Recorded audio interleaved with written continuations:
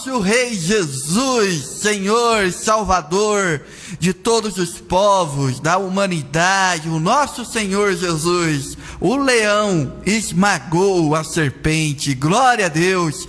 Bom dia, a paz do Senhor para você e toda a sua família, toda a sua casa. Está começando mais um programa Aos Pés da Cruz, programa todo sábado aqui na TV Shalom.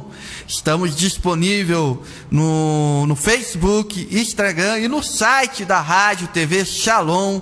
Estamos ao vivo agora, começando esse programa. Glória a Deus pela sua vida. Você é o nosso convidado especial para estar aqui hoje, conversando conosco, né? E hoje um programa muito especial hoje. Hoje nós vamos falar de um tema na qual dificilmente, né, nós não ouvimos falar desse tema. Esse tema é algo que está fazendo parte, e eu louvo a Deus por isso, glorifico muito a Deus, porque a nossa sociedade brasileira está amadurecendo nessa questão, embora tenhamos muitos conflitos, muitos contratempos nisso, mas há uma maturidade nesse assunto, e eu trouxe esses meus companheiros aqui, na qual eu vou apresentar daqui a alguns instantes, para que nós possamos falar sobre esse tema na ótica do Evangelho, né? Na ótica do Evangelho. Então eu vou fazer a apresentação aqui, e o tema nosso hoje é o cristão e a política. Hoje nós vamos falar de política, né? E eu convido você a estar conosco, né? Aqui tem 3 cadeiras, mas na verdade tem 4 cadeiras, porque tem uma cadeira invisível aqui, na verdade é uma cadeira virtual, na qual você está sentado aqui. Convido você a participar dessa conversa conosco e expressar a sua opinião, expressar o que você está sentindo sobre esse assunto, qual é a sua avaliação sobre esse assunto, e eu tenho certeza que nós seremos abençoados por isso, amém? Glória a Deus por isso. Vamos fazer as apresentações aqui. Aqui no meu lado já é uma figura conhecida aqui do nosso programa, né? Faz tempo que ele não vem aqui, mas hoje ele vem aqui. Ele disse para mim que não gosta de assunto polêmico, né? Ele não gosta de polêmica, nem um pouquinho, né? Mas está aqui para nos ajudar, né? A falar sobre esse assunto numa visão cristã, numa visão evangélica, né? Pastor Paulo Damasceno, qual que é o seu cargo no Instituto Bíblico Ruach? Diretor, presidente? Eu sou fundador do Instituto. O fundador, né, do Instituto Bíblico Ruach, né? O Instituto Bíblico Ruach é especializado em mostrar teologia nos meios digitais, né? Todos os dias estamos tendo no canal, no Instagram, não é verdade? Instagram, Facebook, né? Mas no Instagram todo dia está acontecendo bate-papo, né? É isso. A live todos os dias. As lives, que hora? Segunda a sábado, todos os dias 10h30 da noite. 10h30 da noite, assuntos, né? Dos mais diversos. De mais diversos, né? Desde teologia, como também assuntos atuais também, sim, né? E para você assistir esse bate-papo, né? No Instagram, basta curtir a página. É página que fala? O perfil. Isso. Perfil do Instagram, Instituto Bíblico Ruach. Isso, Instituto Bíblico Ruach. Isso, aí aperta lá, todo dia às 10h30 da manhã. Da noite. Tem um bate-papo lá gostoso, na qual nós aprendemos muito, né? Inclusive, já fiz uma live com o pastor Marcelo, falando justamente sobre política. Né? Já fizemos um juntos lá. Na terça-feira, estreiei na terça. Terça-feira tem de novo, né? Tem, terça-feira estaremos lá novamente. Amém. É bem bacana. Glória a Deus. Então. Ruach, ruas com CH no final. Ruach. Isso. Glória a Deus. Espírito Santo no hebraico. No hebraico, isso mesmo. Bom nome, hein? Glória a Deus. Obrigado por você estar aqui. Obrigado eu, pastor. E aqui no meu lado também, ele também faz programa aqui na rádio. O programa dele está alcançando assim uma visibilidade muito boa, né? Graças a Deus por isso. Tratando de assuntos da cidade. figuras políticas, até o prefeito já esteve aqui na rádio, o secretário da fiscalização, várias figuras políticas, vereadores já esteve aqui na rádio, já conversando nesse programa, e esse programa é pelo bem de São José. Pelo bem de São José. Toda segunda e quinta-feira, 5 horas da tarde, 17 horas da tarde, você pode estar vendo aqui pela TV Salom esse programa, na qual nos ajuda, né, nos informa, programa que leva informação pelo o que está acontecendo na cidade. Olha, programa edificante mesmo para as nossas vidas, para que nós possamos saber, né? E um dos apresentadores desse programa é o Marcelo Ferreira. Deus abençoe, irmão Marcelo. Amém, bom dia, pastor Saulo, bom dia, pastor Paulo, meu amigo, bom dia a todos que nos assistem. Satisfação estar aqui, nesse estúdio conhecido demais, né? Eu já falei para mim, estou indo na rádio, falei para ela. Mas hoje tem programa? Eu falei, não, é um outro programa. Sim. Porque a gente já se familiarizou, né? Somos parte da família Shalom. Isso. E parabéns pelo seu programa. Amém, amém. Então tá aí, feitas as apresentações, né? Como diz a Câmara lá, o presidente da Câmara, né? Iniciados os trabalhos da mesa, né? Então vamos entrando nesse assunto sobre política, né? Eu vou fazer uma introdução aqui. Quando eu era pequeno, eu sou nascido e criado no Evangelho. Os evangélicos, eles sempre tiveram uma aversão quanto à questão da política. Eu cresci com essa aversão. Quando uma pessoa, ou quando um dos irmãos apresentavam, dizendo, você é candidato, nós criamos num ensinamento, que eu não sei de onde que tiraram esse ensinamento também, né? Dizendo que a política é do diabo. Então eu nasci com essa concepção. E era até uma coisa até engraçada, que quando um pastor, eu sou da época em que quando o pastor ele apoiava um candidato político, o candidato perdia. Porque o próprio povo evangélico fazia uma campanha contra o candidato que o pastor estava apoiando. Eu sou dessa época. Você tem uma ideia de como que o pessoal enxergava tão ruim a política. Isso também é devido a quando a Assembleia de Deus, no caso, o contexto da Assembleia de Deus, da qual eu sou nascido, a gente sempre foi perseguido, né? Quando se iniciava uma igreja em uma cidade, a gente sempre foi perseguido pelos políticos, né? Que eram influenciados pela igreja romana.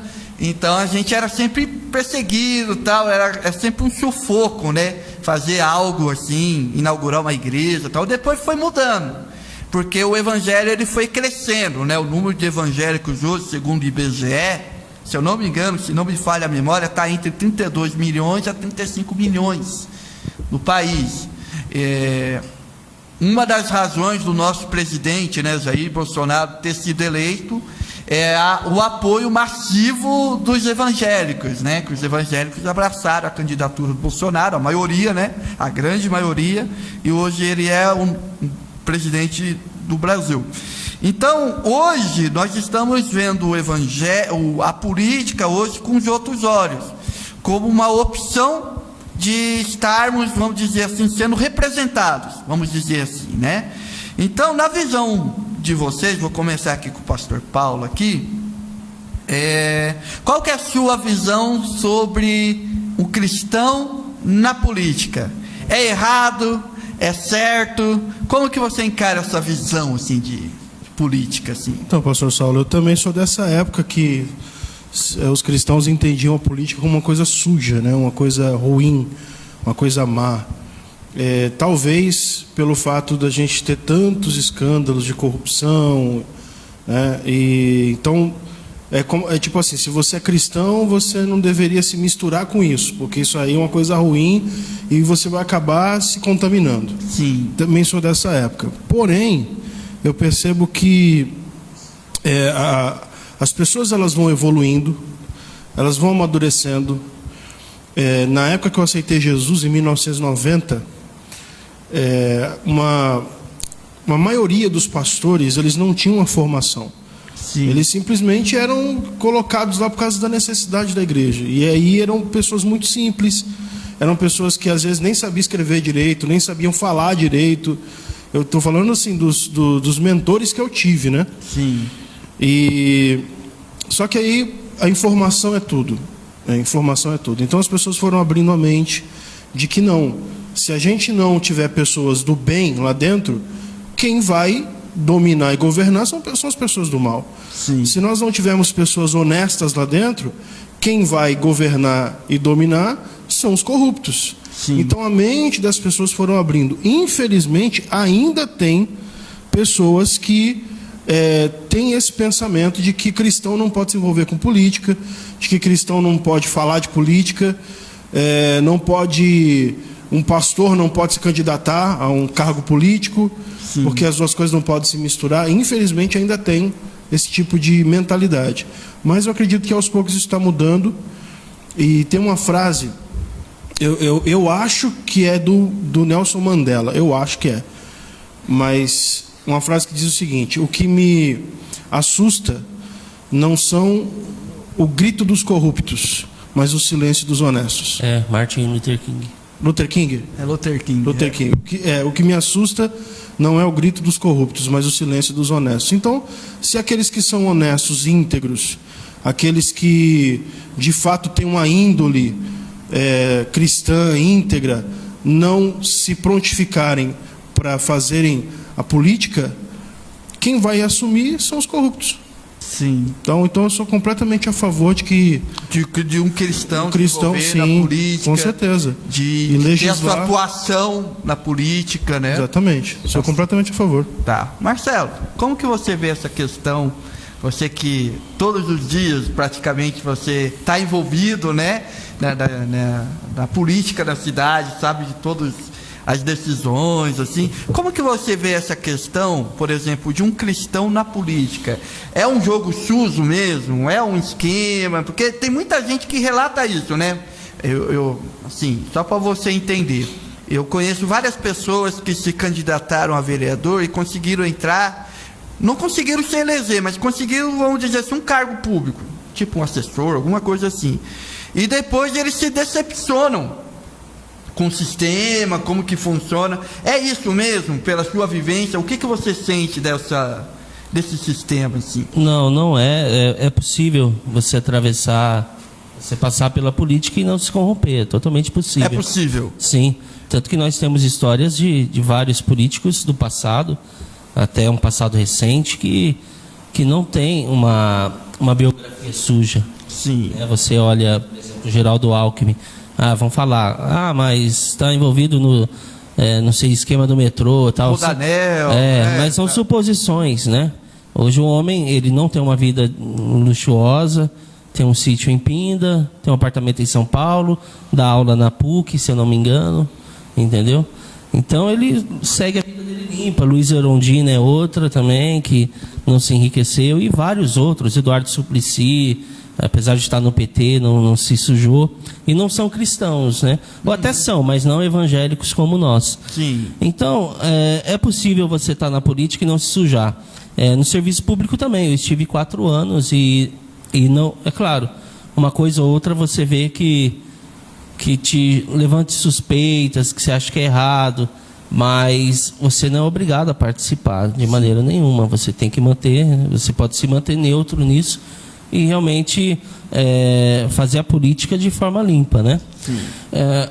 Eu acho sim que todos devem se envolver na política, principalmente o cristão, aquele cristão que leva consigo a conduta moral, uma conduta ética. Sim. Porque tem muito cristão que é cristão na capa, é cristão no nome, é cristão só de carteirinha, né? Cristão na face, mas de fato as suas atitudes não são cristãs, né? Eu até já fiz uma live com o pastor Paulo sobre isso. Eu cito nomes, por exemplo, o pastor Silas Malafaia é uma referência no Evangelho, mas ele tem uma conduta que não é condizente com a de um pastor, por exemplo. Você pensa assim? Penso assim. Uhum. Não sei se você o segue, mas eu acompanho ele no Twitter, e não tem uma postagem que seja de evangelização, seja de agregar pessoas, que seja um discurso pacífico, é um discurso de ódio. Então eu vejo assim, os cristãos, os evangélicos principalmente, falando deles, sim, porque eu sou parte... No contexto evangélico. No contexto evangélico, os evangélicos entraram de fato na política, a rede social abriu as portas para o evangélico participar, mas os evangélicos entraram de uma maneira muito ruim. Muito ruim. Sem senso crítico, aceitam qualquer coisa, defendendo o que é indefensável, entendeu? Muitas coisas, né? Por exemplo, vamos falar do atual presidente. Eu votei nele no segundo turno e o apoio, quero que ele vá bem, quero que o país cresça, mas tem coisas que você vê que está errado, né? Tem como a gente tapar o sol com a peneira? Isso, tem atitudes que você vê que não é certa. Poxa, que espécie de cristão igual ele é, e fala tanto palavrão numa reunião, como foi divulgado ontem, né?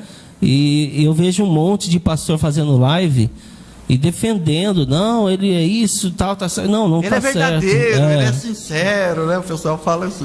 Não vamos ser falsos moralistas, todo mundo fala palavrão. Tá, beleza, mas nesse nível, numa reunião, talvez a gente fale palavrão num cantinho, quando a gente chuta, bate o dedinho do pé na quina, né? A gente... Martelo dele com martelo. Mas você numa reunião pública com dezenas de pessoas, né? Então você começa a ver situações que não é certo, né? Mandar jornalista calar a boca. E o crente não pode aceitar isso, entendeu? Sim. Pô, é legal, é um presidente que crê em Deus, tal, mas... Pela alta conduta que Jesus ele espera de nós, né, pastor Paulo? Porque a gente vê no Sermão do Monte, Sermão da Montanha, capítulos 5, 6 e 7 do Mateus, Jesus ele fala muitas coisas assim, ó.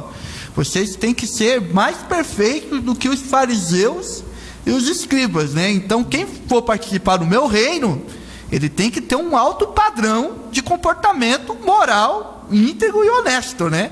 Então é bem isso mesmo que você está falando, né? Então eu acho que, é claro, vai se aprimorando, né? Vai se aprimorando. Eu acho que o evangélico, melhor dizendo, ele pode se aprimorar, mas ele tem que abrir a cabeça para isso, né? Não pode endeusar um político e achar que aquele ali é o Messias enviado, né? Escolhido, e enfim. É isso mesmo, pastor? Então, você pensa que o evangélico, na verdade, nas últimas eleições eu estou vendo bastante atuação de pastores, né, como o pastor Silas Malafaia, com a grande voz, assim, referência, assim. É isso mesmo? Você acha que o evangélico hoje, uma pessoa evangélica, ela tem que... Está faltando senso crítico Então, eu acho assim, talvez um grande problema de algumas pessoas é justamente essa questão de ser extremista dos dois lados. É tipo falar assim, ó, ou você é a favor ou você é contra. Você tem que se posicionar. Ou você é direita ou é esquerda. Ou você é 100% a favor ou você é 100% contra. Não, eu não preciso ser 100% a favor e 100% contra. Eu posso ser 50% a favor e falar, não, isso aqui eu concordo, isso aqui eu estou a favor, agora isso aqui eu sou contra. Eu acho que a gente precisa ter a mente aberta para entender isso. Sim. É igual... Usando o exemplo aqui do Bolsonaro, né, do presidente, ele não tem filtro, né, a gente já sabe que ele não tem filtro, ele fala o que vem na cabeça. Eu acho que às vezes para a postura de um presidente, um chefe de Estado, eu acho que às vezes teria que ter um pouco mais de ser mais político, né? Ser político, né? Falar assim, presidente, morreu 10 mil pessoas, e daí? E daí que morreu? Entendeu? Não, não é assim daí. Eu chego igual um amigo meu me mandou uma mensagem essa semana e falou assim, tô muito triste hoje, cara, tô de luto. Eu falei, o que aconteceu? Nossa, minha avó faleceu, minha avó morreu. Aí eu falei, e daí? E se não tivesse filho, eu nem conhecia ela. Não é assim. Às vezes você ter um pouco mais de habilidade nessa questão. Só que do outro lado, eu não sei quanto tempo que o Bolsonaro tem de vida pública, não sei se é 30 anos, não tem um caso de corrupção envolvendo ele. Pelo menos até agora ninguém falou nada. E do jeito que essa imprensa está babando, querendo descobrir alguma coisa... A gente percebe isso pelas notícias que a imprensa dá, né? Porque a imprensa até publicou, Bolsonaro colocou a mão na boca. O Bolsonaro respirou. Você acha que se não tivesse eu fico pensando, uma situação de corrupção? Que se preza, um jornalista sério... Para aí, vamos parar, vamos ter um senso crítico também, né, Marcelo? Existe sim uma certa perseguição a ele, né? Até porque ele também persegue, assim, declararam guerra. Ele chamou a imprensa para guerra e a imprensa foi, entendeu? Vou cortar verbas. Por exemplo, os editais. Quando tinha uma obra pública, publicava-se no site e era lei, está na lei 8666 de 93, que se publique o edital num jornal impresso de grande circulação na cidade ou região. Isso é o que estava mantendo os jornais impressos ainda. Olha só. Daí ele fez uma medida provisória, que toda medida é válida por 120 dias, para acabar com essa obrigatoriedade. Então ele falou, deu uma cutucada na imprensa, entendeu?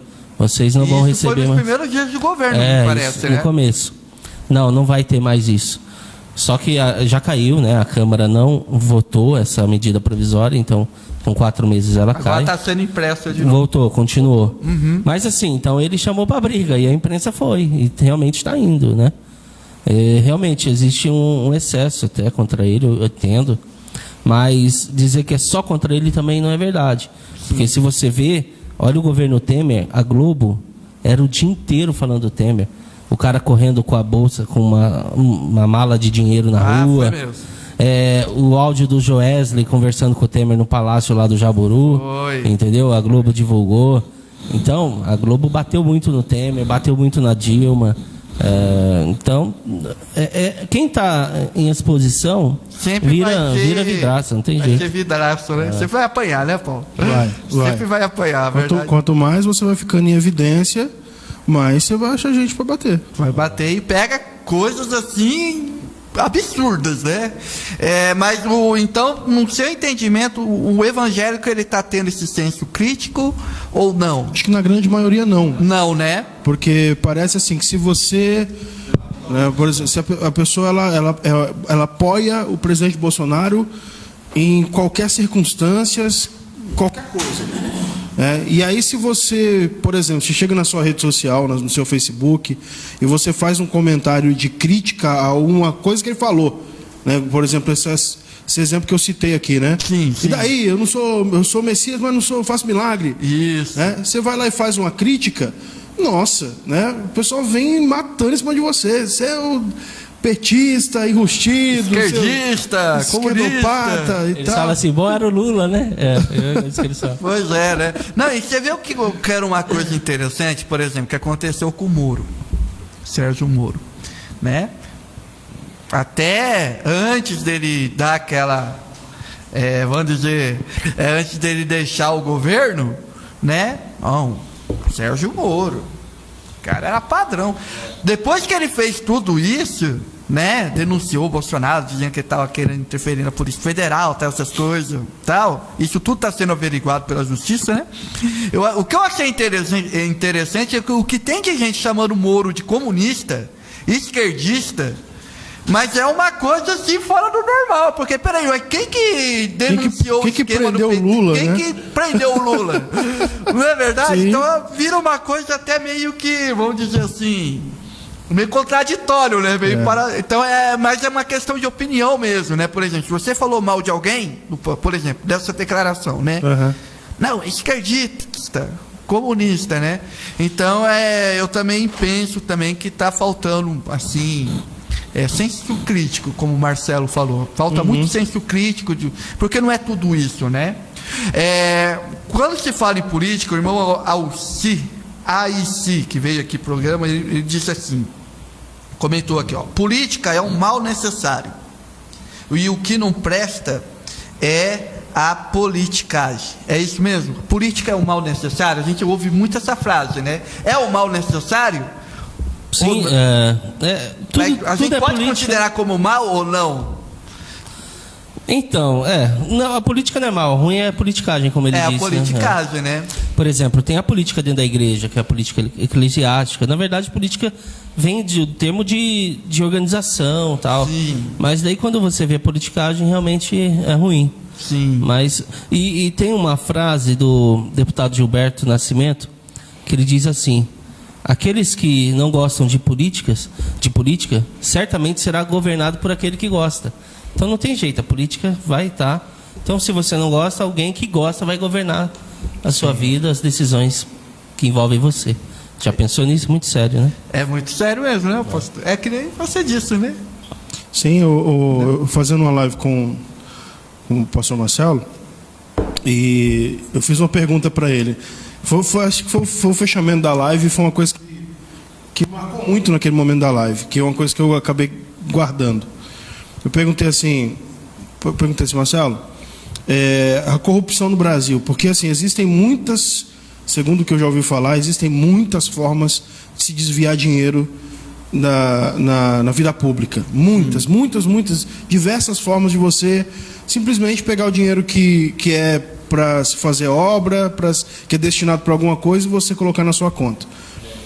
E aí eu perguntei, né? Falei assim, existe jeito, existe solução para acabar com a corrupção no Brasil? Porque o que eu vejo é que a corrupção é um câncer. É o câncer que consome o Brasil. É o grande problema da política. Para mim, é a grande... Por exemplo, a gente diz assim que nos outros países tem terremoto, tem desastres naturais. Para mim, o grande desastre do Brasil é a corrupção. O Brasil, a riqueza que nós temos, né? Já era para ser águas, né? Um país de primeiro mundo, com os recursos que a gente tem.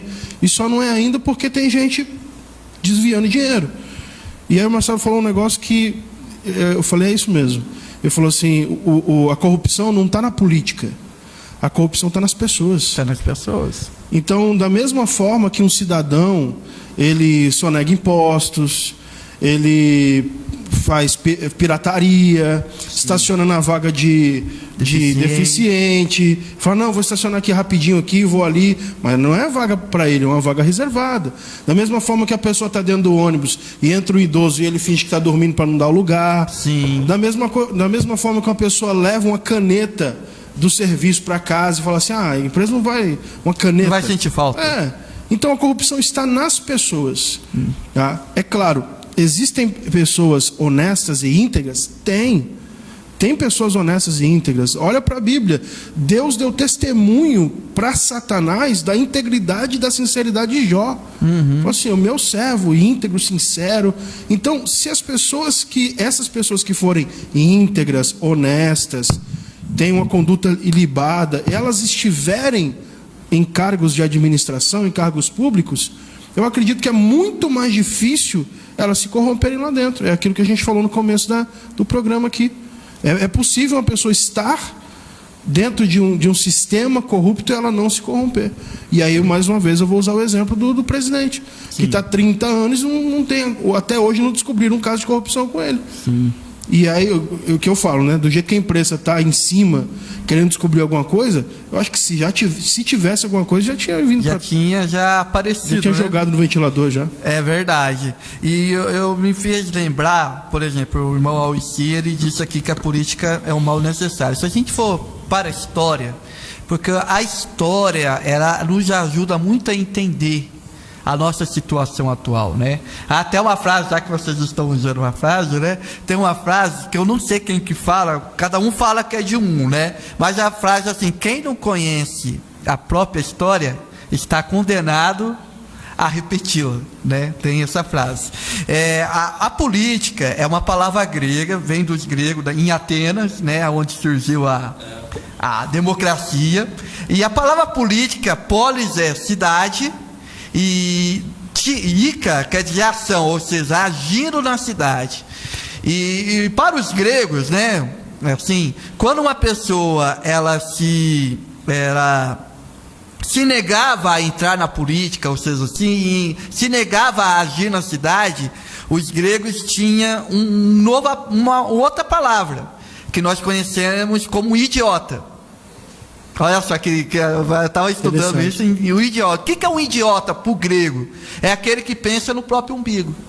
Porque enquanto a política, você está agindo em prol da cidade, então, por exemplo, tem uma vaga de deficiente ali, eu não estaciono. Por que eu não estaciono? Eu não estaciono porque aquela vaga tem alguém que vai precisar dessa vaga, e não sou eu. E quando eu estaciono no lugar certo, que um lugar certo para que eu possa estacionar, eu estou não agindo em meu favor, eu estou agindo em prol do coletivo. Do coletivo, em prol da cidade. Né? O idiota, para o grego, aquele grego que vive em Atenas, vamos dizer, lá, quase 3.000 anos atrás, o idiota é aquele que pega o carro e estaciona na vaga de deficiente. Por quê?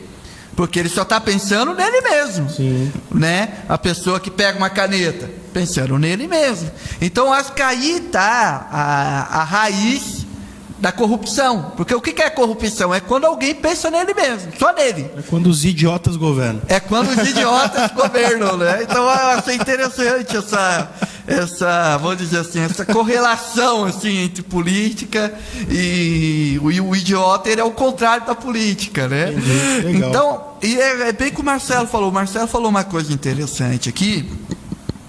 Política não é só na área pública. Nós fazemos política em casa, né? Na igreja, né? Nós fazemos política, ou seja, nós fazemos política em todos os lugares. Né? Então é preciso a gente se conscientizar disso. E quando nós não tomamos as decisões certas, né? O que acontece? O todo é comprometido, né? E uma das coisas que eu estava pensando esses dias, Marcelo, aí você vai nos ajudar a pensar nisso, é a questão da principal forma ou principal instrumento que nós temos, que é o voto. Né? Porque o deputado está lá, o deputado corrupto está lá, o presidente corrupto está lá, o governador corrupto está lá, por quê? Porque alguém votou nele. Né? Aqui no Brasil ainda não tem monarquia, né? A monarquia foi derrubada há 100 e poucos anos atrás, né? Então, o cara está lá, a pessoa está lá porque alguém votou nele.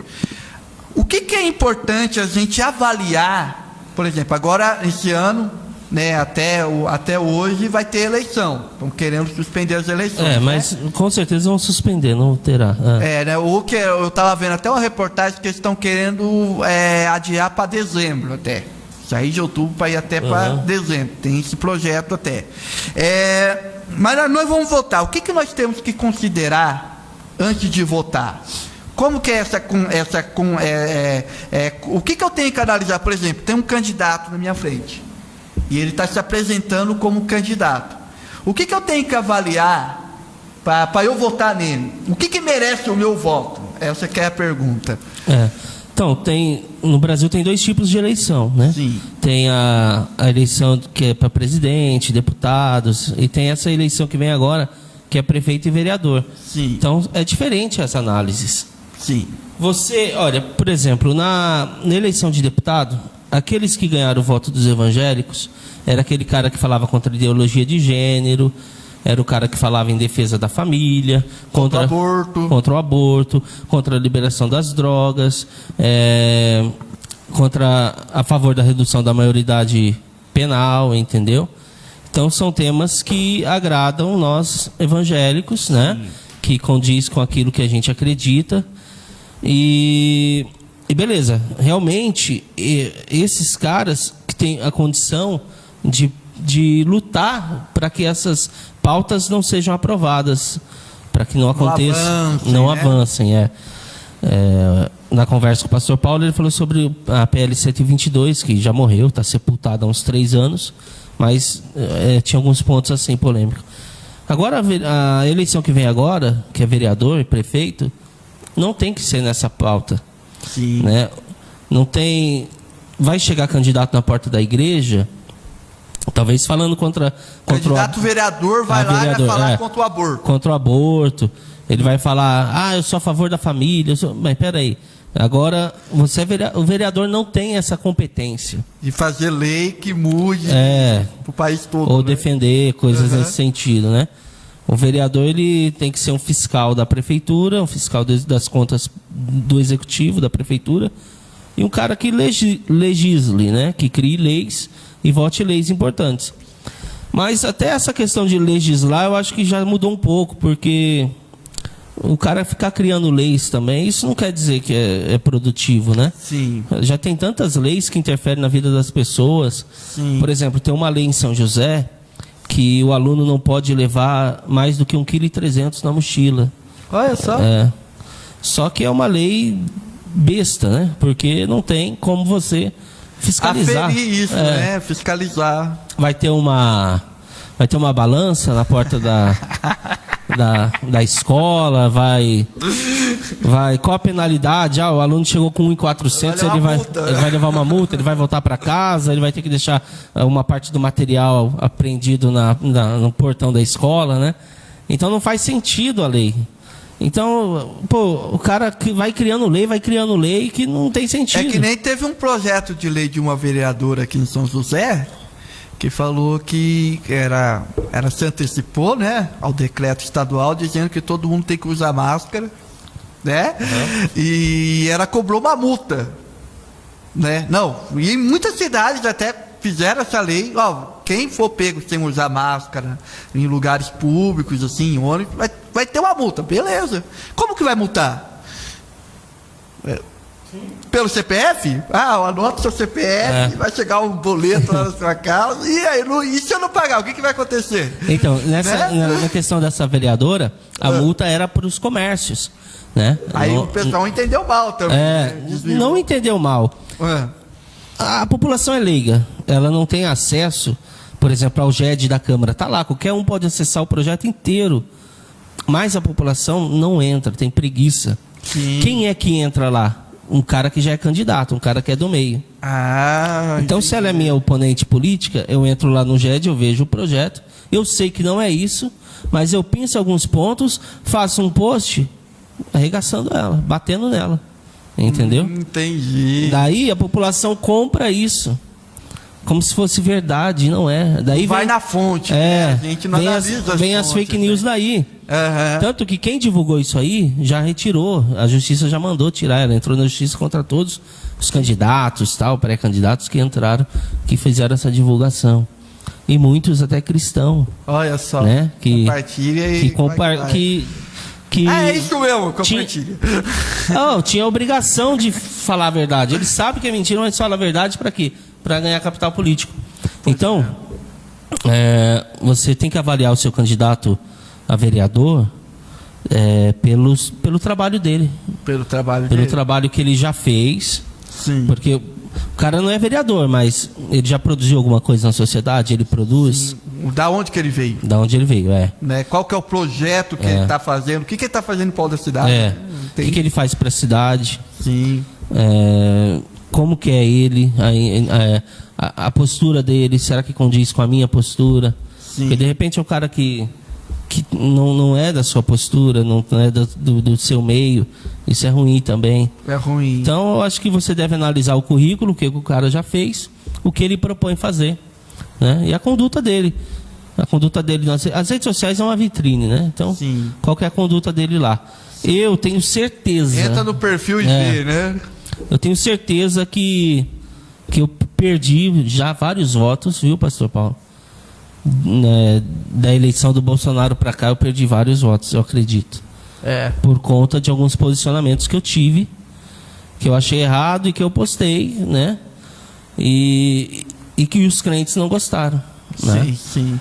Não é defendendo Lula, não é defendendo o PT, não é defendendo aborto, nada disso. É senso crítico mesmo, né? De você analisar o assunto. Exato. Uhum. Eu cheguei...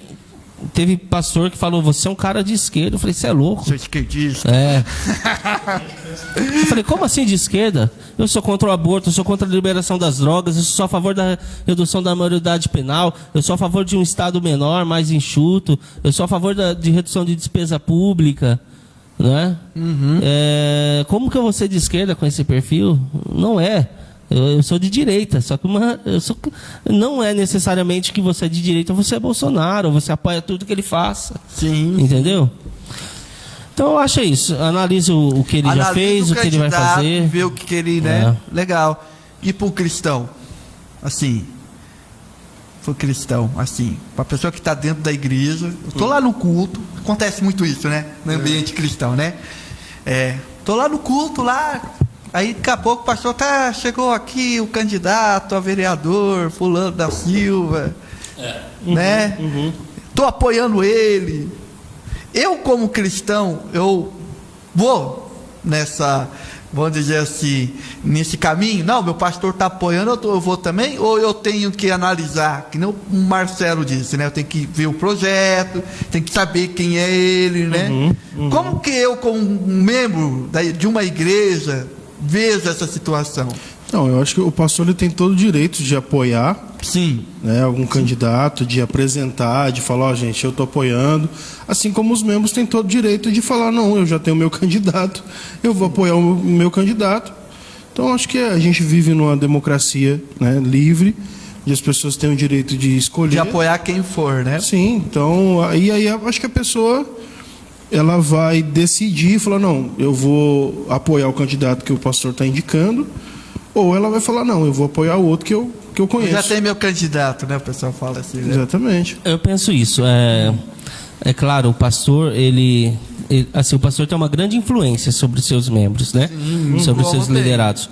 O pastor Moreira, que é o seu pastor, por exemplo, ele falou para mim, Marcelo, eu sigo aquele versículo bíblico que é buscar a paz com todos. Ele é um cara inteligente, porque numa campanha vai vários candidatos lá. Todas as igrejas vão, né? Então, mas algumas igrejas fecham a questão. Fecha com o nome acabou, né? Acabou, isso. Olha, eu era de outro ministério quando eu saí a primeira vez candidato. E eles fecharam a questão em um nome. Sim. Né? E um dia teve uma reunião na minha congregação, que a minha congregação era tipo uma sede regional era da região ali. E não me chamaram. Era uma reunião política de apresentação desse candidato. Eu era candidato também. E estava lá um monte de obreiros, essa candidata. E no final da reunião, o pastor presidente, alguém quer falar alguma coisa? Eu levantei a mão, fui lá na frente e falei, também sou candidato e tal. Olha. E peço a oração de vocês também. E ele não orou por mim, né? Ele proibiu o meu acesso, ou que... Ele proibiu que orassem. Ele encarou você como um adversário. Olha só que coisa triste. A candidata era fulana, até porque o marido dela já era político. Sim. A esposa do pastor presidente era assessora de um dos parlamentares do partido, entendeu? Então já tinha questão financeira envolvida, trás, né? E o Marcelo, o que o Marcelo tinha oferecido? Nada. O Marcelo é só à vontade. Marcelo é um rapaz que caminha aí sozinho atrás de um ideal. Mas beleza, mas muitos votaram em mim. Muitos, né? E eu falava, olha, gente, o seu título de eleitor está o seu nome, não está o nome do seu pastor. Então o título é seu. O pastor pode até te orientar, te dar um conselho, mas ali na urna é você e a urna, acabou, o título é seu, você vai escolher. Então, se algum pastor falar, não, vou apoiar o Marcelo, por exemplo, mas os membros, eles têm a opção de não votar em mim.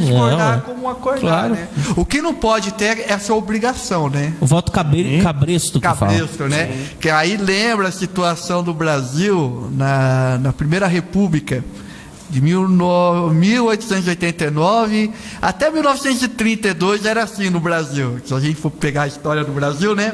A gente era até chamada a República Café com Leite. Por quê? Porque São Paulo produzia café e Minas leite. Então, a cada eleição era um presidente que era de Minas e o outro presidente que era de São Paulo.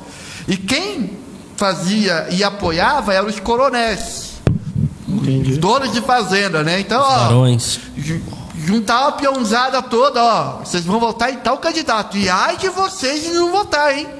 Se não votar, vou mandar vocês embora daqui.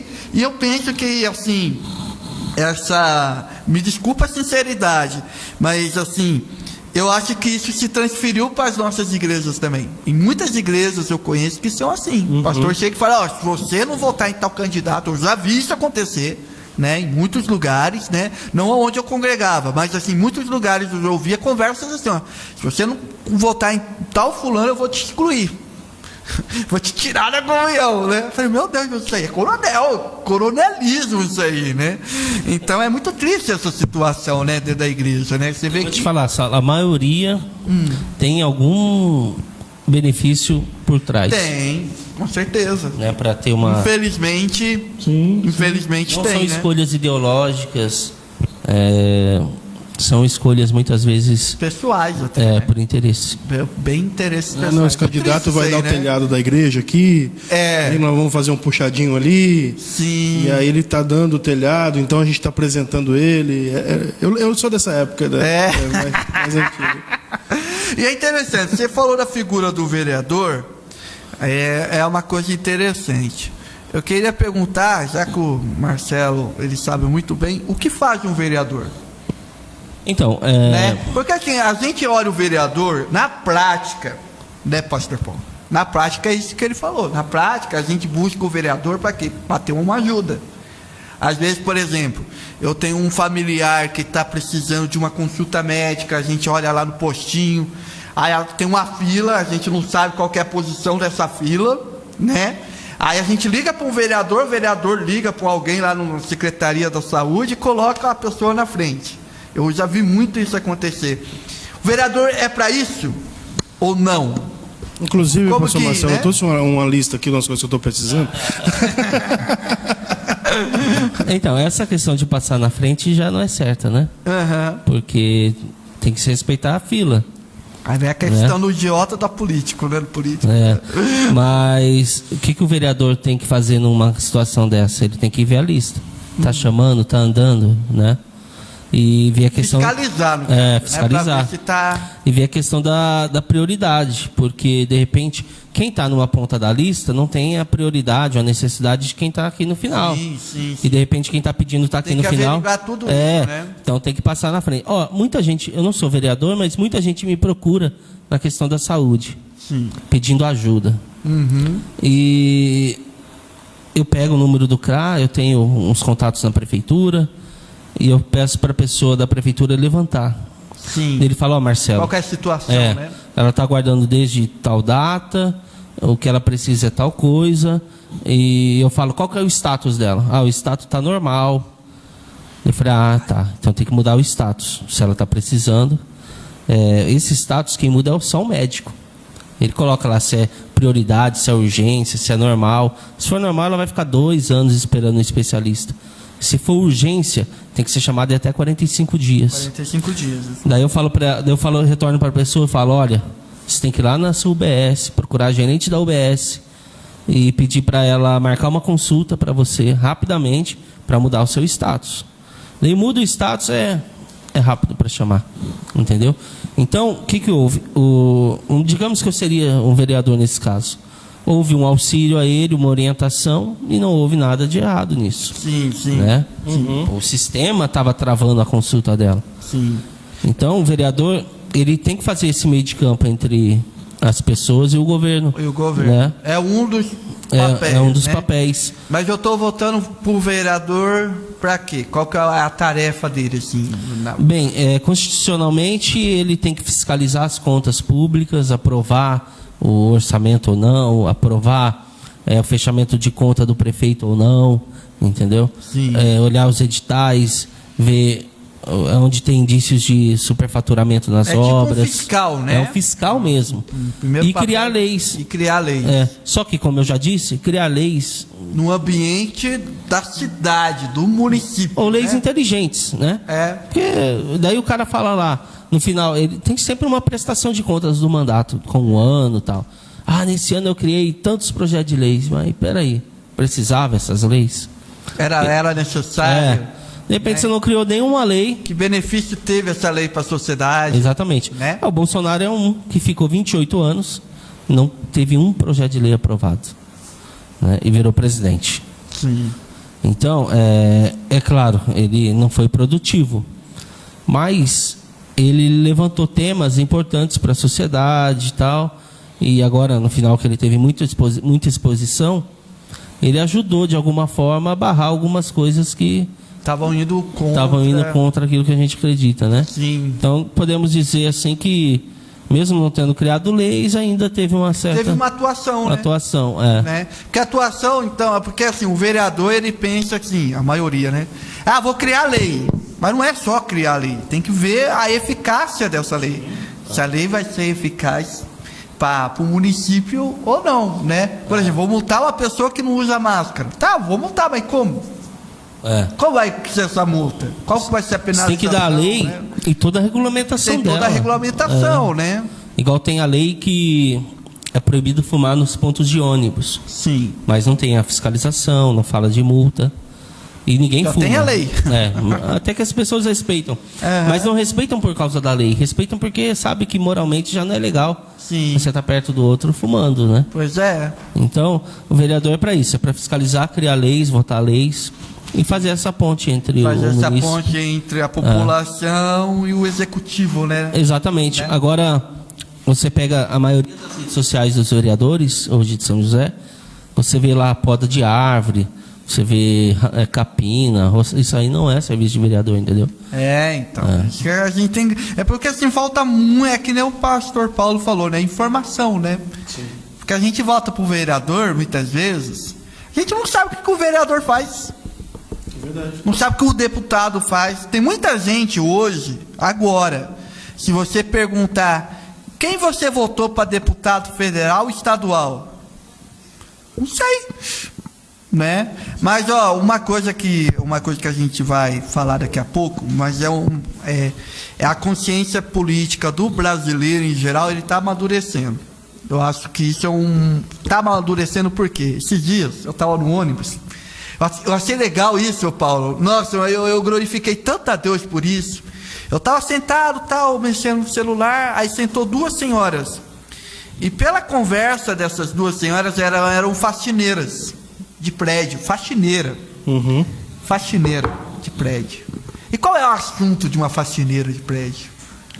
Qual que é, né? Geralmente é para falar mal da patroa, tal, rapaz. Mas eu fiquei assim, vislumbrado, maravilhado. Que as duas faxineiras sentavam na minha frente, eu estava atrás, e ela falou: você viu que trocou o ministro da Saúde? Que legal. Ele saiu. Agora quem que o Bolsonaro vai colocar? Eu fiquei pensando, meu Deus do céu, mas que coisa maravilhosa, né? Ele falou: estou me demitindo. Estou me demitindo, mas você viu? Um assunto, eu fiquei assim maravilhado. Falei, olha só até onde está chegando, né? Antigamente a gente não sabia quem era ministro do STF, a gente não sabia quem era o presidente da Câmara, presidente do Senado. Hoje, por exemplo, ano que vem vai ter eleição para presidente da Câmara e do Senado, né? Quando eles voltarem, né? Já tem gente não, o Maia já não pode ser. Nós temos que trocar o presidente da Câmara, tal. Você vê que tem o brasileiro em geral, assim, a maioria que está tendo informação, ele está se preocupando, né? Quem vai ser o presidente do STF, quem vai ser o procurador-geral da República. A gente está se preocupando com isso, né? O que vocês acham? É isso mesmo que vocês estão sentindo, assim? Tá certo que tem os extremos, né? Uhum.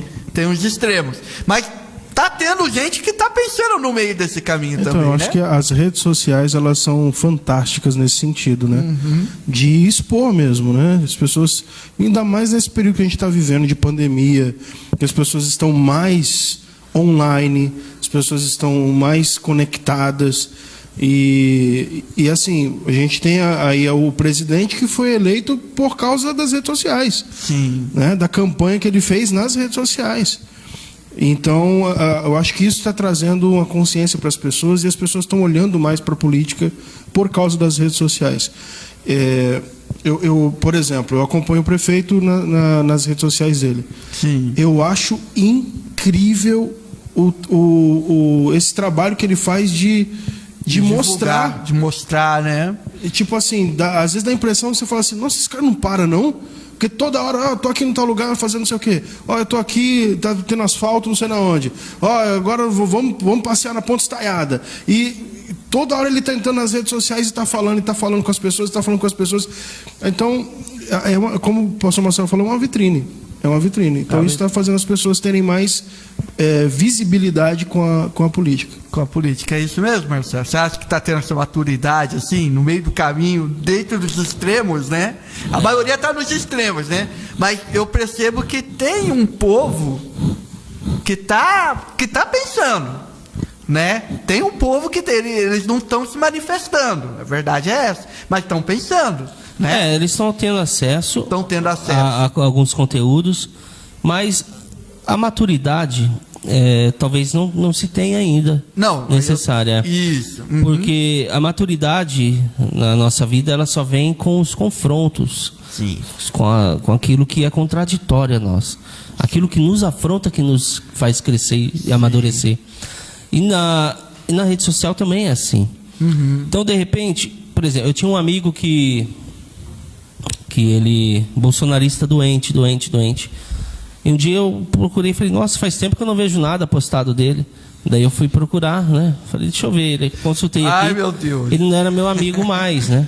Olha. Ele desfez amizade comigo. E um dia eu encontrei ele pessoalmente e falei, por que você desfez a amizade dele? Não, a gente pensa diferente demais, não sei o quê. Eu falei, mas qual o problema? Pode pensar diferente. Claro. Ninguém é obrigado a pensar igual eu penso. Pois é. Mas não precisa me agredir, né? E eu também nunca o agredi por conta disso. Jamais. Você perdeu a amizade, entre aspas, porque pensava diferente, né? Diferente, né? E então, ele se fechou numa bolha da rede social dele. Ele se fechou numa bolha e ele não escuta o contraditório. Então, ele não amadurecerá nunca. Sim. Porque ele tem que escutar aqueles que confrontam também, talvez, as suas ideias, entendeu? E há de ter muita E na rede social é isso, viu? Porque é você só segue quem você quer seguir. Sim. Né? Você só recebe aquilo que você quer receber. Eu tenho um amigo que fala, não, eu não ouço Jovem Pan, eu não ouço Band, eu só vejo Terça Livre, eu só vejo não sei o que e tal. Eu falei, você precisa ouvir outras pessoas. Sim. Né? Para você criar uma opinião, você ter a sua opinião mais consolidada, exatamente. Então a rede social é bom, quebra barreiras, traz informação, mas as pessoas precisam amadurecer mais. Amadurecer mais, isso.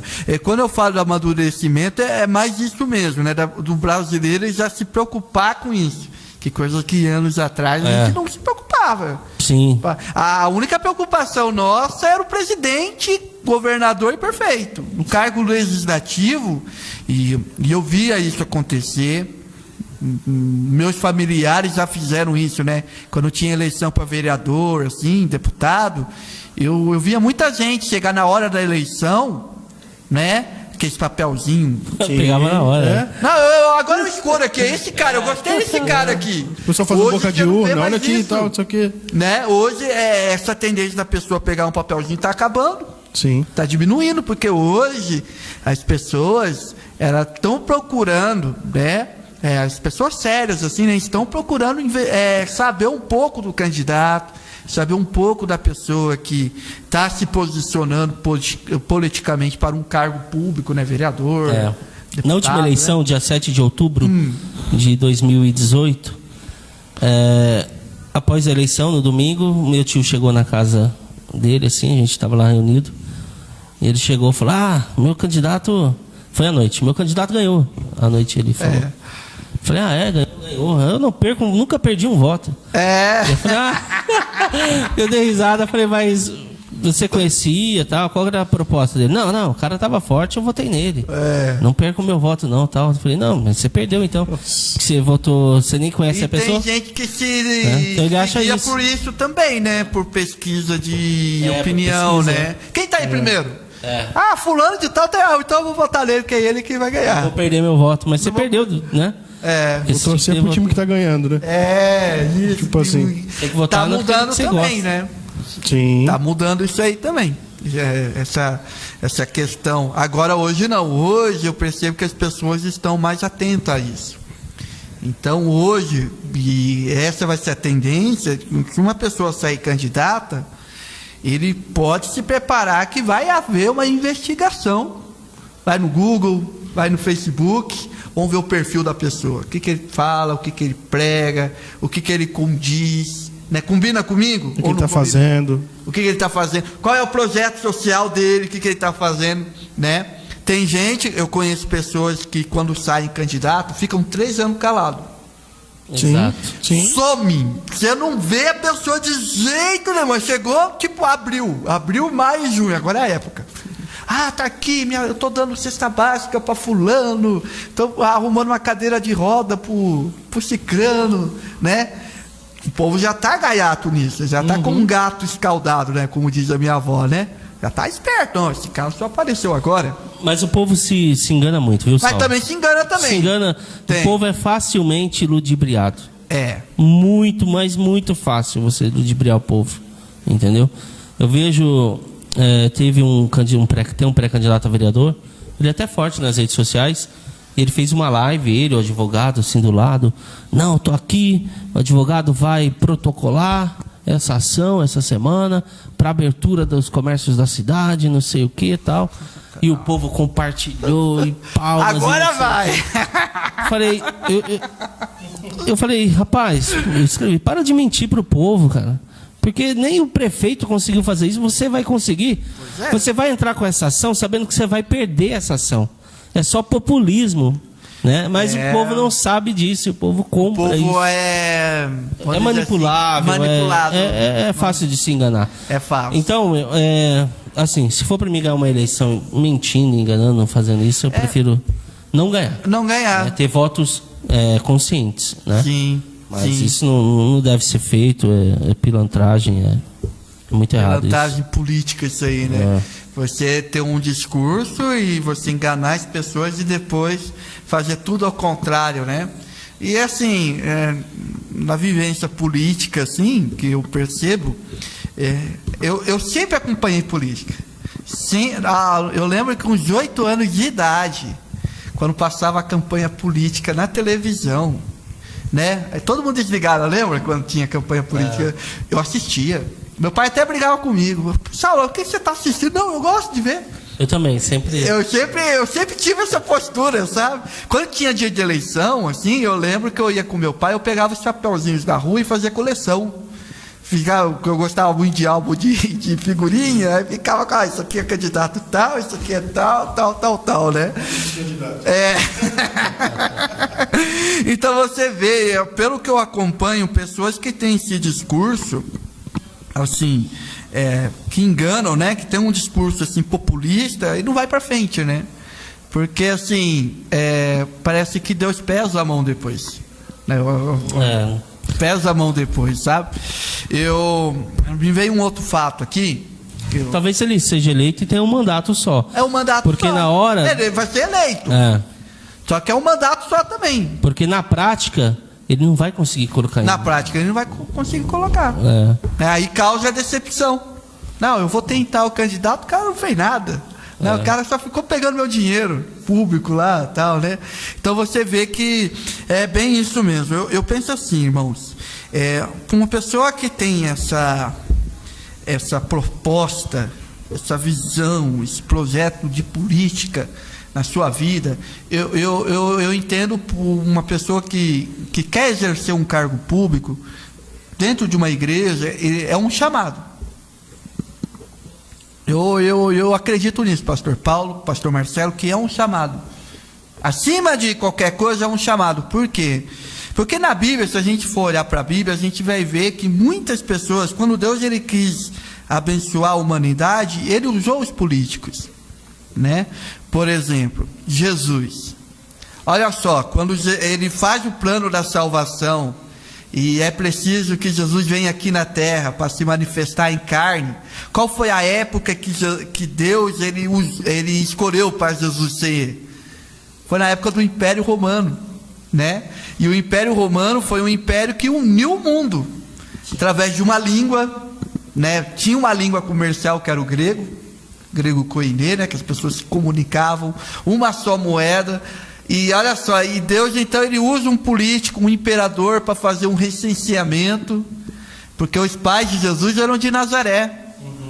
Aí então era preciso ele sair de Nazaré para ir até Belém, para fazer o recenseamento. Você vê que Deus, ele está por trás da história, né? E os romanos foi quem fizeram o conceito de estradas. De estradas. Eles fizeram ligação entre as cidades através de estradas. Sim. Que antes não tinha. Pois é. Antes era uma veredinha, um caminhozinho que a pessoa ia para uma cidade, uma cidade próxima para outra, mas eles criaram esse conceito de ligação entre os lugares, entre os povoados. E tem estradas até hoje, né? Até hoje tem estradas boas, né? Enquanto as nossas estradas aqui, né, muitas vezes não duram nem 1 ano, 2 anos, do romano tá até hoje, né? 2.000, 3.000 anos, né? Então, por exemplo, a Bíblia fala, por exemplo, de José, um grande político. Sim. Né? Governou o Egito, né? Governou o Egito, e ele não salvou só o Egito da fome, né? Ele salvou o mundo da fome. Deus usou ele para salvar o mundo da fome, né? Porque, por exemplo, qual que era a proposta política de José? Vai ter 7 anos de prosperidade. O que nós vamos fazer nesses 7 anos de prosperidade? 7 anos de vacas gordas? Vamos gastar tudo? Vamos esbanjar? Não. Vamos guardar. Vamos poupar, vamos fazer previdência, para depois vir 7 anos de fome. Sim. Né? Então você vê que teve uma proposta política e ele lutou para. Tinha um projeto político, né, Marcelo? Eu acho que vale muito no projeto. Daniel também, né? Grande político. Daniel, ele tinha uma credibilidade tão grande que ele conseguiu ter cargo público nos 2 impérios. Império Babilônico. Depois do Império Babilônico caiu, veio o Império Persa, e conseguiu ser governador também no Império Persa. Você vê a credibilidade que Daniel tinha, né? Eu fico olhando assim, meu Deus, que homem, né? Que homem era esse, né? Então, a política, para mim, é uma vocação. Com certeza. É uma vocação. Os reis, né? Os reis que reinaram sobre Israel, Davi, Salomão. Tanto é que tinha os líderes políticos, tinha os líderes espirituais, sim, que eram sacerdotes, sim, né? E tinha os profetas. Era tríplice chamado, né? Sim, tríplice ministério, né? Ministério, né? Então tinham os reis, aqueles que eram chamados por Deus para ser rei. Davi foi ungido por Deus para ser rei. Para reinar sobre Israel, né? E aí tinha o sacerdote, que era um líder espiritual, que consultava a Deus por Davi, né? Jogava Urim e Tumim e fazia essa parte de intercessão, de ser o elo de ligação entre o povo e Deus. E tinha os profetas, né? Então, com certeza, eu também concordo que é um chamado. A questão hoje, Paulo, é que a gente já conversou outro dia. Na maioria das igrejas, o sacerdote quer ser o rei também. Né? E de repente a unção ou o chamado de rei está em outra pessoa. Então, ou ele é o sacerdote e fala, não, quero ser o rei também, não quero ter outro rei aqui. Ou ele olha, não, o rei vai ser meu filho, o rei vai ser minha esposa, o rei, entendeu?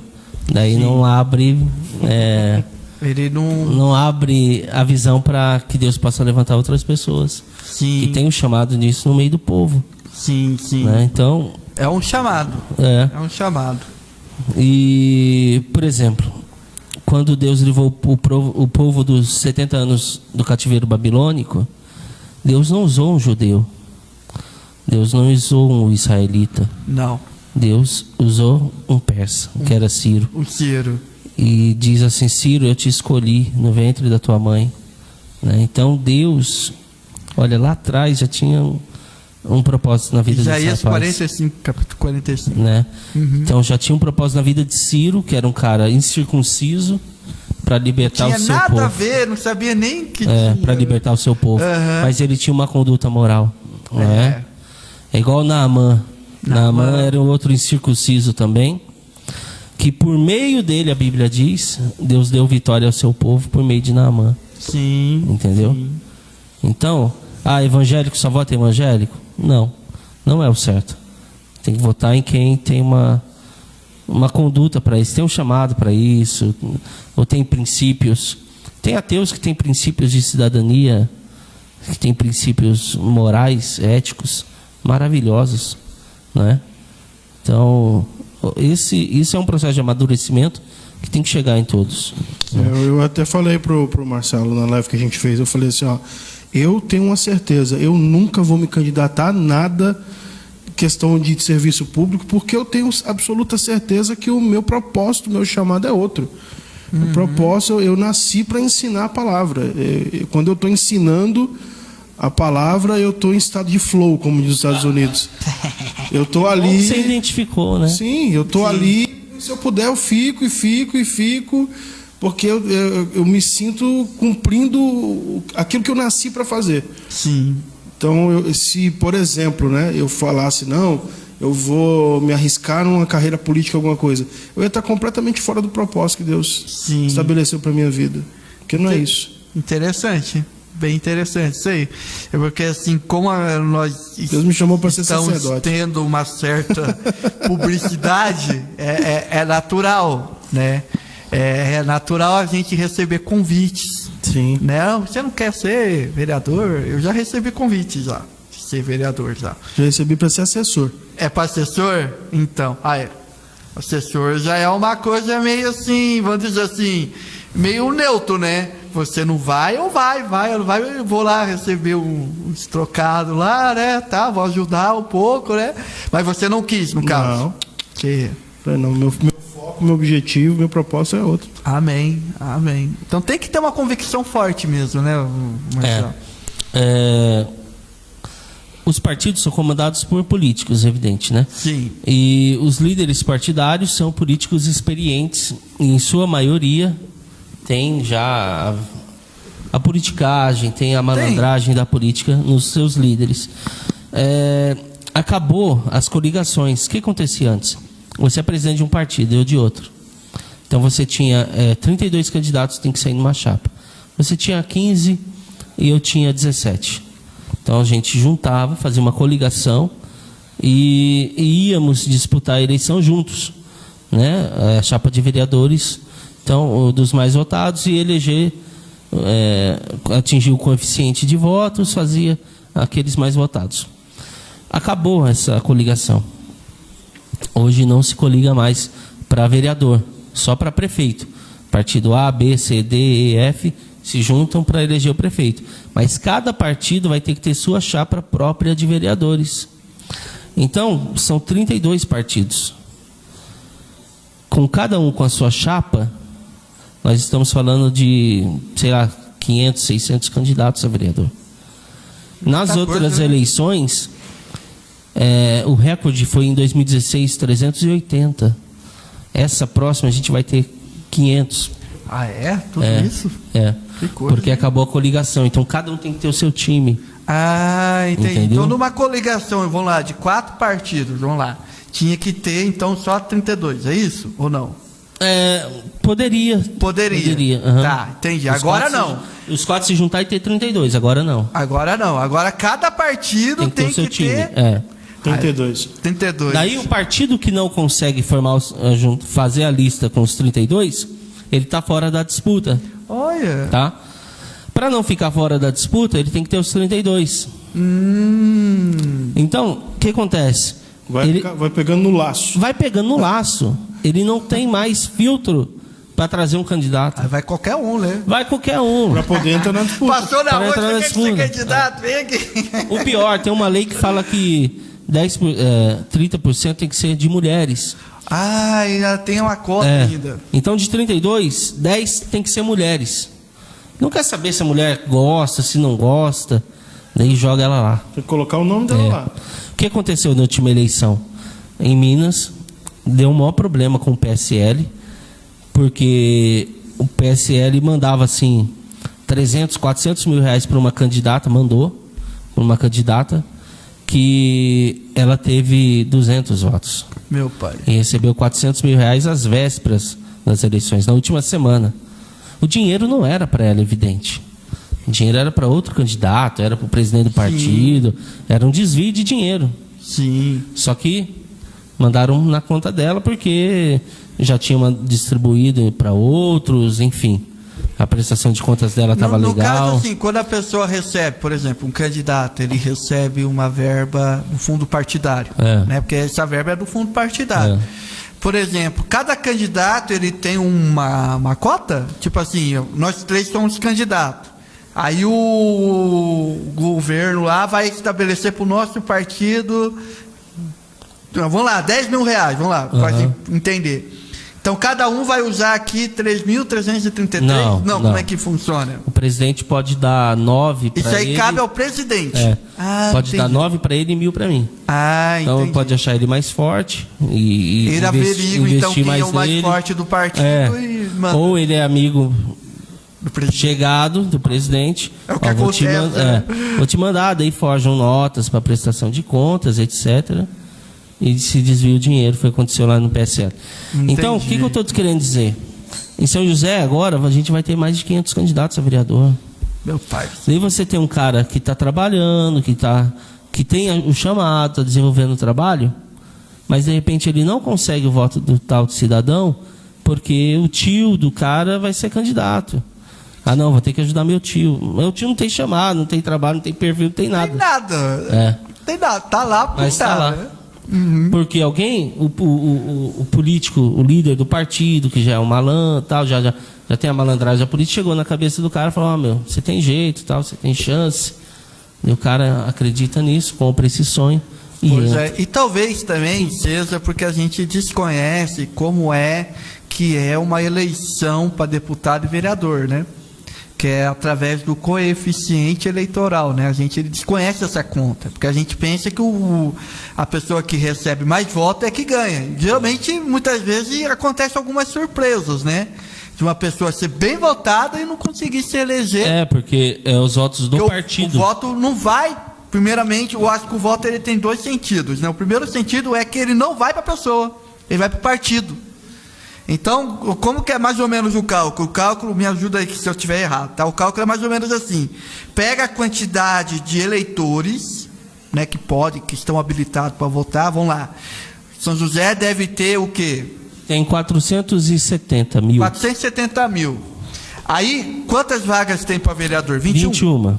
Aí me parece, mas parece que para cada partido eleger colocar parece que tem que ter 21 mil votos, é mais ou menos isso? Então, 470 mil, se divide por 21 cadeiras. 22. Dá 22 mil votos o coeficiente. 22 mil votos o partido tem que receber. Então, o que acontece, Paulo?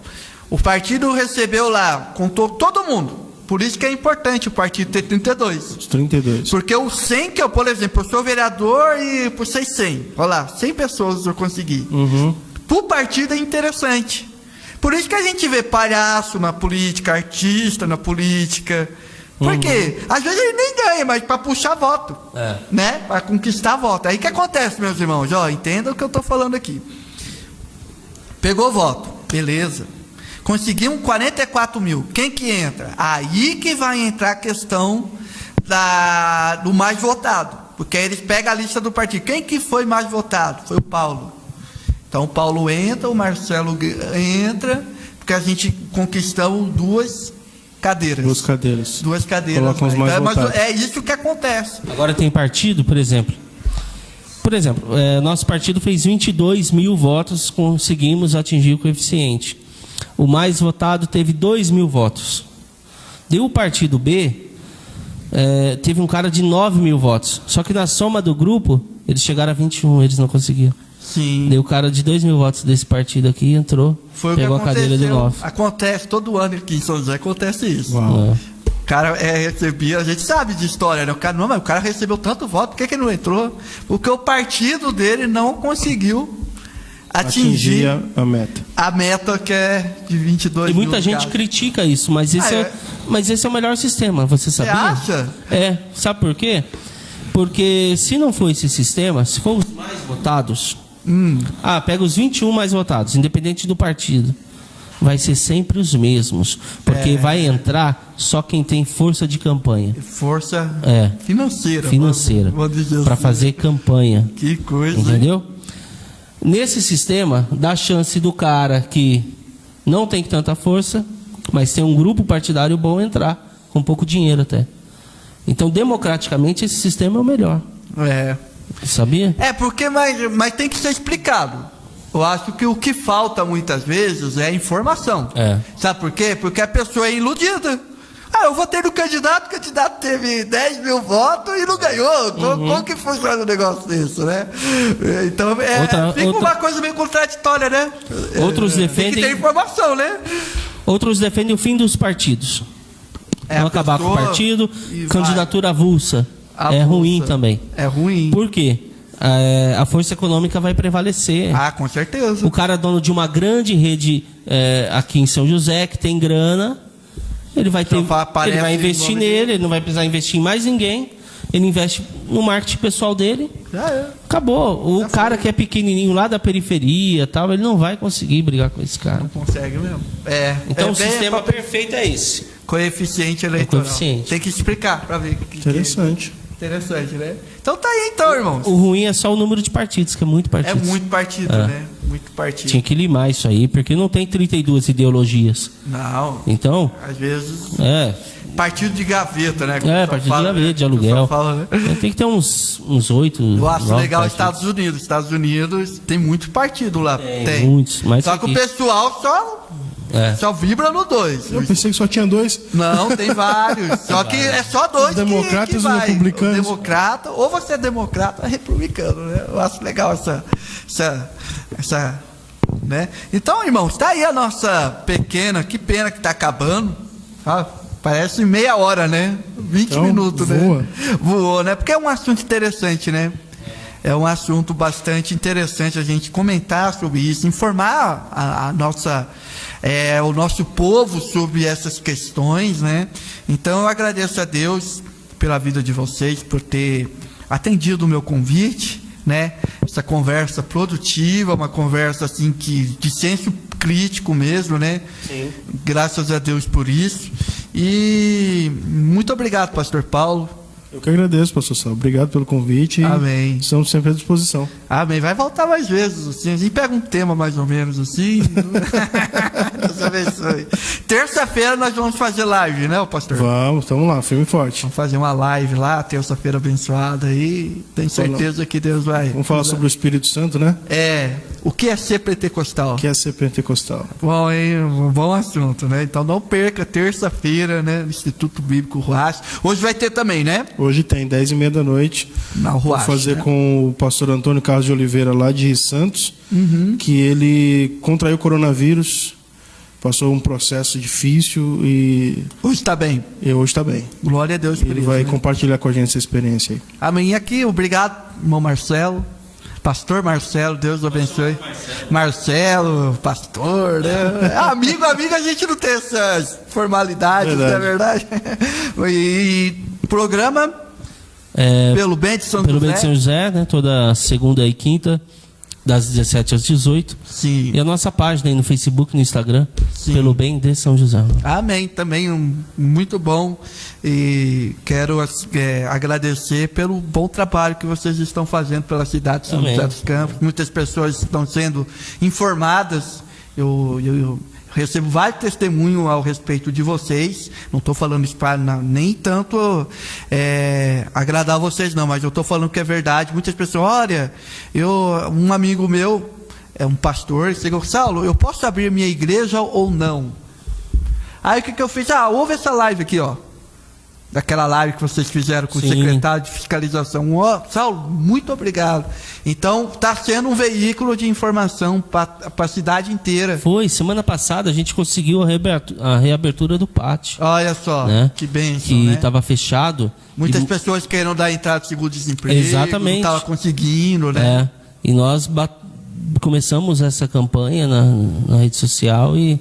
Amém. Daí um amigo lá de dentro falou, acho que você vai conseguir, porque teve uma reunião aqui, eles vão atender esse pedido. Então, graças a Deus. Amém, que bom. Que vocês estão aí com esse propósito de abençoar e de ajudar a comunidade joseense, né, como um todo. Amém? Deus abençoe vocês. Dá um abraço da Vera, né? Tá. Vou trazer a Vera aqui também. A Vera é meio polêmica também, né? É bem polêmica. Deus abençoe cada um de vocês, amém? Agora eu quero aqui rapidamente falar dos nossos patrocinadores. Pedir para o Herbert colocar aí para nós. Os nossos patrocinadores que nos ajudam a fazer o programa com muito amor e carinho. O nosso primeiro patrocinador é o irmão Carlinhos, do Alto Socorro Carlos, né? Esse é um tipo de telefone que você tem que ter na sua agenda. Seu carro parou no meio do caminho? Chame o Auto Socorro Carlos. Tá aí o telefone, 12-997-13-3658, 997-13-3658. Segundo o patrocinador é o pastor Daniel Carvalho, da Marcenaria Carvalho. Precisando de imóveis para planejados, né? Alugou uma loja, comprou um apartamento. Tá aí o telefone da Marcenaria Carvalho, ótimos preços, planejamento, parcela também. É uma bênção. O telefone é esse, 98804-2639. 98804-2639. A nossa terceira patrocinadora é a Clínica Sorriso 10, emergência, né? Você que está com emergência, dor de dente, anota esse telefone aí, né? Que ela está atendendo a emergência por causa da quarentena até, né? Então, se você está com emergência, é só ligar nesse telefone que ela vai te atender. 982-33-6609. 982-33-6609. O nosso último patrocinador é o irmão Cleiton, do ESG, Jateamento e Oficina, né? Telefone é esse, 987-08-0061, restauração de carro, funilaria, não só de carro, mas de moto também. Deus abençoe os nossos patrocinadores. Agora eu vou pedir pro Herbert colocar o cartaz aí, Herbert. Mandar para você esse cartaz. Já mandei para você já, mas vou mandar de novo. Que é amanhã. Amanhã a nossa igreja, onde eu faço parte, tenho a alegria de congregar nessa igreja. O Jardim Aeroporto, Pastor Noé, Deus abençoe os meus irmãos do Jardim Aeroporto. Amanhã nós vamos fazer uma live especial, vou estar compartilhando no meu perfil também. E também na live da igreja, Jardim Aeroporto, né? Vou estar compartilhando a minha live. Você está sendo convidado a assistir um culto com a orquestra Som Solene. Vai ser um momento de louvor, de adoração a Deus, e eu convido você a estar assistindo essa live na sua casa a partir das 7 horas da noite, 19 horas da noite. Vai ser uma bênção. Tenho certeza que Deus vai te abençoar. Vamos louvar o Senhor. Domingo a orquestra Som Solene estará tocando aqui na nossa rede social aqui da Igreja Assembleia de Deus, Jardim Aeroporto. Vou estar compartilhando no meu perfil. É só entrar no meu perfil, Evangelista Saulo Nunes, meu perfil. Também tem um canal no YouTube também, Ministério Palavra da Cruz, onde está todos os nossos programas, né? Esse programa vai ser postado no meu canal segunda-feira e você está convidado a assistir, então, o nosso canal. Curta, se inscreva e seja abençoado pelo nosso canal, amém? Deus abençoe vocês, a cada um de vocês. Obrigado pela audiência, pela participação, e eu tenho certeza que essa reflexão vai nos ajudar muito, né, a entender o momento que nós estamos passando. Amém? Deus abençoe. Pastor Paulo, faz uma oração e nós estaremos encerrando. Amém? Vamos orar. Lembrando, tenha senso crítico. Amém. Tenha senso crítico. Não seja extremista em nenhum lado e sempre olhe com um senso crítico. Pai, em nome de Jesus, eu quero te agradecer por essa manhã. Meu Deus, por essa programação que nós fizemos aqui, conversando, Senhor, sobre política, um assunto tão presente nos nossos dias, na nossa vida. Te pedimos, Senhor, como diz a Tua palavra, que o Senhor abençoe as autoridades da nossa cidade. Senhor, nós estamos vivendo tempos difíceis, Senhor, tempos em que os nossos governantes precisam de sabedoria em como lidar com toda essa situação.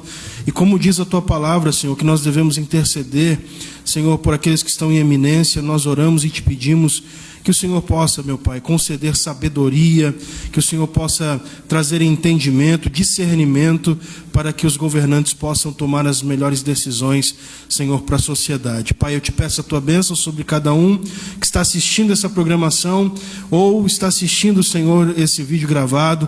Seja com cada um, Senhor, a Tua bênção, é o que nós pedimos em nome de Jesus. Amém. Deus abençoe você. Tenha um ótimo dia, um ótimo final de semana. Segunda-feira é feriado, né? Lembrando você que é feriado. E até próximo sábado com mais um programa Aos Pés da Cruz.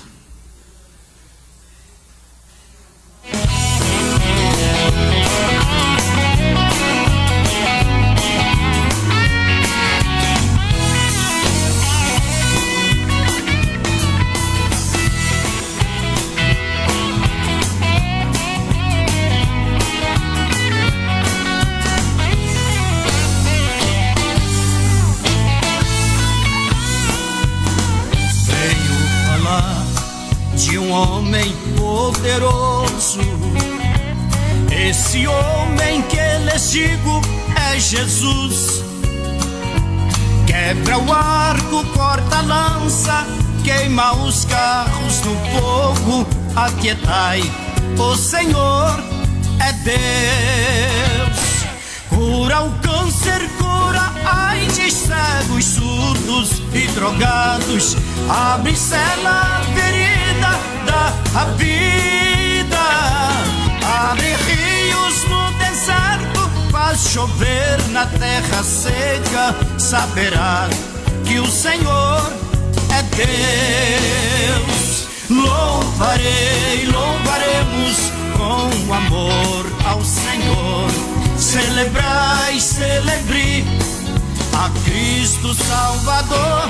Louvarei, louvaremos ao Senhor Jesus por teu imensurável amor.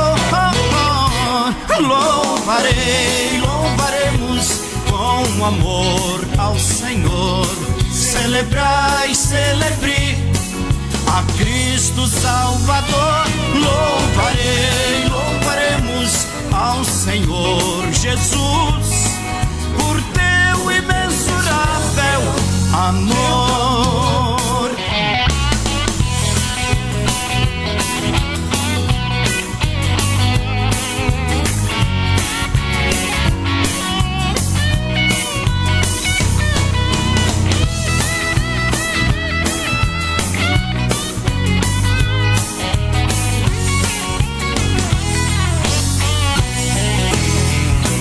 Precisamos confiar unicamente no poder que há no nome de Jesus.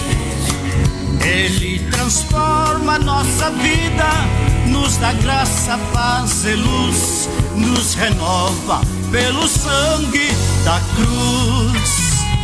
Louvarei, louvaremos com amor ao Senhor. Celebrai, celebre a Cristo Salvador. Louvarei, louvaremos ao Senhor Jesus por teu imensurável amor. Louvarei, louvaremos com amor ao Senhor. Celebrai, celebre a Cristo Salvador. Louvarei, louvaremos ao Senhor Jesus por teu imensurável amor.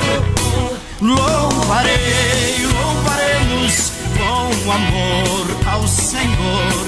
Celebrai, celebre a Cristo Salvador. Louvarei, louvaremos ao Senhor Jesus por teu imensurável amor. Louvarei, louvaremos com amor ao Senhor. Celebrai, celebre a Cristo Salvador.